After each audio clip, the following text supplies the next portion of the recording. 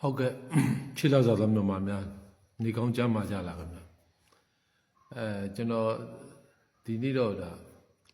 ကိုနေအောင်ပြောခဲ့တာနဲ့ပတ်သက်ပြီးတော့အနေငယ်ကျွန်တော်ဆွေးနွေးခြင်းပါတယ်ဗျကျွန်တော်ဒီ905ကကြီးနဲ့တော့လွန်ငင်းချမ်းသာကိုရပြီးထောင်ကပြန်ထွက်လာတဲ့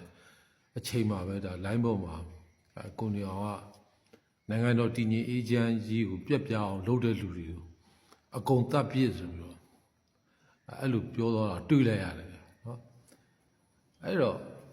နိုင်ငံတော်တည်ငြိမ်အေးချမ်းရေးကိုပြက်ပြအောင်လုပ်တယ်ဆိုရင်ဒါ905ကကြီးဗျသူ့905ဒက်စကကြီးနဲ့အရေးယူရမယ်အရေးယူရင်အများဆုံးပြစ်ဒဏ်3နှစ်ပဲရှိတယ်ဗျနော်ကျွန်တော်တို့ကလည်းဒါနိုင်ငံတော်တည်ငြိမ်အေးချမ်းရေးကိုပြက်ပြအောင်လုပ်တယ်ဆိုပြီးဒါ905ဒက်စကကြီးနဲ့အရေးယူပြီးတော့ထောင်3နှစ်ချခဲ့တာပေါ့နော်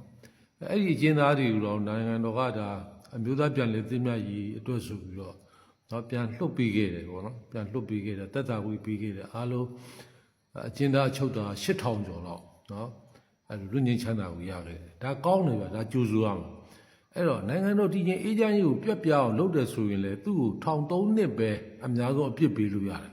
သူ့တည်တံပေးလို့မရဘူးနော်ကိုနေအောင်ကြီးကနိုင်ငံတော်တည်ငြိမ်အေးချမ်းရေးကိုပြက်ပြအောင်လုပ်ရင်တပ်ပြစ်ဆိုဟာအကုန်တပ်ပြစ်ဆိုဒါကတော့ဥပဒေလက်လွတ်စကားဖြစ်တယ်ဗျနော်ဒီလိုပြောလို့မရဘူးနော်ဒီစကားမျိုးကိုနော်နိုင်ငံတော်တည်ငြိမ်အေးချမ်းရေးကိုပြက်ပြအောင်လို့အကုန်တပ်ပြစ်ဆိုတာနိုင်ငံတော်သမ္မတတော်ပြောလို့မရဘူးဗျာနိုင်ငံတော်သမ္မတပြောရင်နိုင်ငံတော်သမ္မတကိုနှုတ်ထွက်ရမယ်သူ့ကိုအရေးယူရမယ်ဗျာနော်အဲ့တော့ဒါပြောလို့မရဘူးဗျာနော်ဒါပြောလို့မရဘူးဒါအကြမ်းဖက်တဲ့လူတဲ့စကားနော်အကြမ်းဖက်ဆန်တဲ့စကားလည်းဖြစ်တယ်ပေါ့နော်နိုင်ငံသားတွေအသက်အန္တရာယ်ကိုချင်းချောက်လိုက်တာလည်းဖြစ်တယ်ဒီစကားတွေကနိုင်ငံတော်ရဲ့ငြိမ်းချမ်းရေးနဲ့တည်ငြိမ်အေးချမ်းရေးကိုလည်းပြက်ပြားစေတယ်ဗျာနော်အဲ့တော့လူဆိုတာတခါတလေစိတ်လိုက်မှန်ပါပြောမှဆိုမှလည်းဖြစ်တတ်ပါတယ်နော်ဖြစ်တတ်ပါတယ်အဲ့တော့ကိုနေအောင်နေနဲ့စိတ်လိုက်မှန်ပါပြောမှဆိုမှဖြစ်သွားတယ်ဆိုရင်လည်းကိုယ်စကားကိုပြန်ရုပ်သိမ်းလိုက်ပါလို့တော့ကျွန်တော်အကြံပေးခြင်းပါတယ်ဗျာเนาะကျွန်တော်တောင်းဆိုခြင်းပါတယ်အဲ့ဒါလေးပါဟုတ်ကဲ့အားလုံးမြန်မာပြည်ကြီးအများငြိမ်းချမ်းပါစေအားလုံးအဆင်ပြေကြပါစေဗျာကျွန်တော်9မိတ်ဆွေပါ